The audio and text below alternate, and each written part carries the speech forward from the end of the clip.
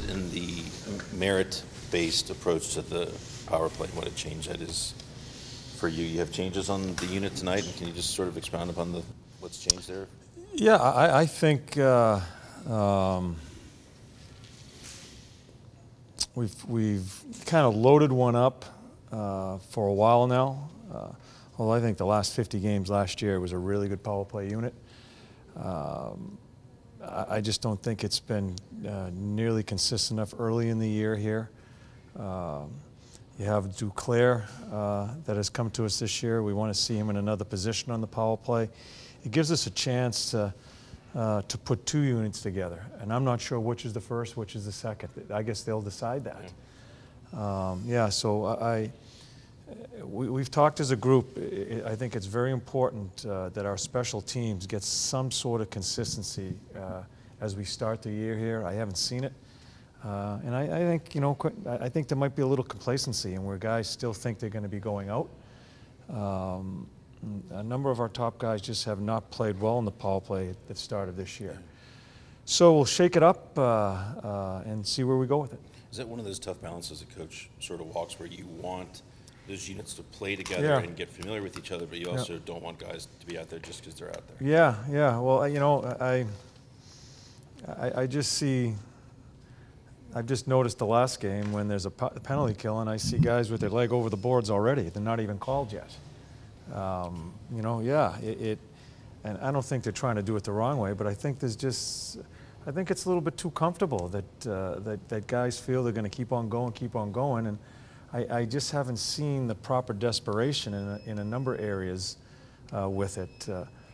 Combined with, and it's not to run them down, combined with, we have some different personnel. I think Duclair gives us a different look as far as where does he fit in a power play. So we'll see. But it is a fine line. It's not to run our guys down.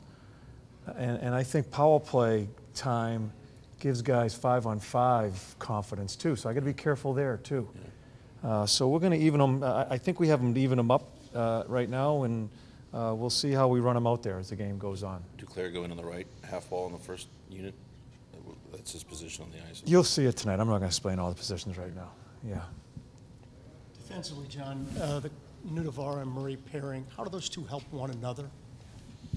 Well, they seem to be pretty comfortable with one another. You know, we started with Z and Savvy against McKinnon's line the other night as a match, and by the end of the night, I think we felt more comfortable with Murr and Nudie.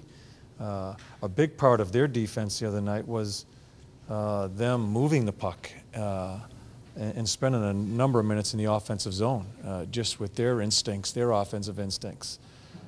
They've played well. Murr has played really well. I've made no bones about that since the start of camp, and that's a good pair. And Z and Savvy, I thought fought it a little bit at certain times in the game. We switched it up, but I thought the three pairs were pretty good during the Colorado game. That's a pretty good team. So yeah, Murr and Nudie just feel they're very comfortable. And with those two in particular, do they bring out one another's offensive side maybe a little bit more than? I don't know, Dave. I don't overthink it. They play well together, and we're going to keep them together. What did you think about Harrington and Clendening last game? I know I think they got like 10 minutes or something. Yeah. Just what did you think about them together? It's one game, but. Yeah. I thought they were okay. I thought they fought the puck at certain times when they had it. I think they both defend hard. Harry, we all know Harry's such a competitor. You know, I've just noticed with Clendening that he has some offense to him. Showed it a little bit the other game. But, you know, it's still a work in progress as far as where you find the minutes for them. Can they play against top people? We spend a lot of time. We don't do a lot of matching with our forward lines, but we do match with our three pairs, and that's the way the minutes laid out. Were they bad? No. Were they very good? No. They were kind of in between. So we'll keep on playing. They're going to play tonight as a pair, and we'll see what happens. How do those guys earn trust? Like, how do they earn By that playing trust well, just consistently. when they get out just there? like anybody else. That Lars has to have the feeling that they're able to play against certain people. Yeah, and that's the decision you make with all your players. Do they do the things that you're looking for, and they build a bank account as you go through it? So that's the process they're in. Stuff you were looking for with Duclair in training camp, but have you seen stuff from him that surprised you maybe, that you didn't know about him? Well, like I told you guys, when I did some due diligence and talking to some of his teammates and why this is his fourth team and who the hell is he? Is he a bad guy? All those questions came up. I told you, I got rave reports on him as far as a teammate, as far as where his potential is, what he can be as a player. Still just a young man in this game. He's done a pretty good job here. He did a little swinging at certain times away from the puck. I still think he needs to understand coverages, but that's something we can teach him. He'll get, as we talk about a bank account, if he does those things, as always, we're gonna stay out of his way because he's a very creative guy. Yeah. Very good. One thing that, I guess, to answer your question, that has been really enlightening to me is he's really good in small spaces. I think he's got quick hands. I don't think he's afraid to make a mistake. He's really quick in those areas. So yeah, but I'm watching him closely because something has to have happened with the other three teams. Yeah. And I'm not looking for something bad to happen, but I'm going to watch him. Yeah. Yeah, that's for sure. And the people you talk to, these are people that would tell you. Oh, these people, a couple of his teammates that I have coached, and I mean, Derek Stepan is a player that I truly respect. I had in New York, and Step played with him there, played with him in Arizona. Step is the one that I had a long conversation about him. So yeah, you talk to players that play with guys. That's when you get the information. You talk to other coaches. Coaches are coaches. There's always something the matter with a player. Yeah, right? Right. There's always something the matter with a player. So you talk to the players, I think you get the true scoop. What are your thoughts on the matchup against the Panthers, who are playing first times in 5 days and it's their home? Yeah, again, we haven't, we watched some of the game, their only game. We don't spend a lot of time really breaking down the opponent. We're going to try to play our game. We know, I think Bobby's done a terrific job here and his staff in how they played down that stretch. We were with them. We were trying to. And we'd win a game and say, yeah, we got enough room now. But they just kept coming.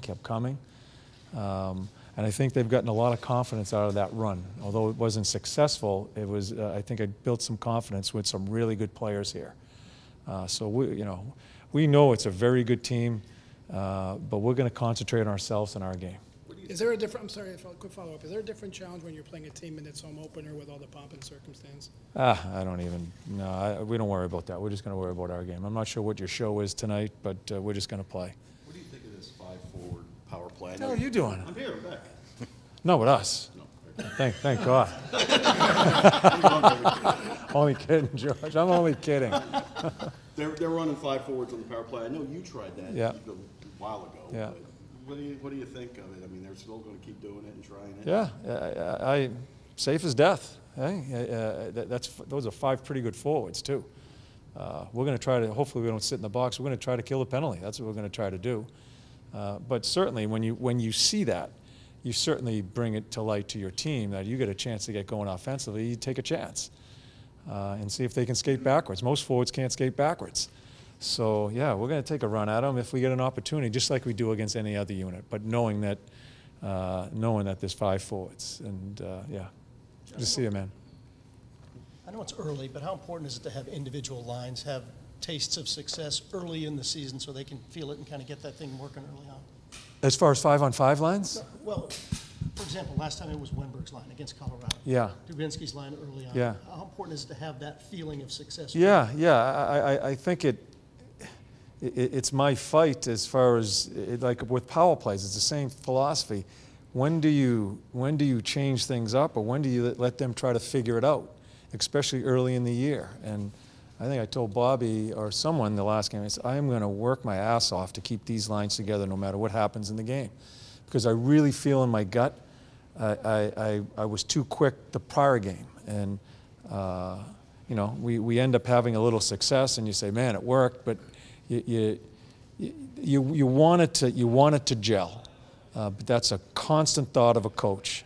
is watching your team and keeping your thumb on your team, and when do you make a change to see if you can spark something. And those are the things you're always going through as a coach. But I think early on I'm just going to try to be patient with it to see if we can develop some chemistry.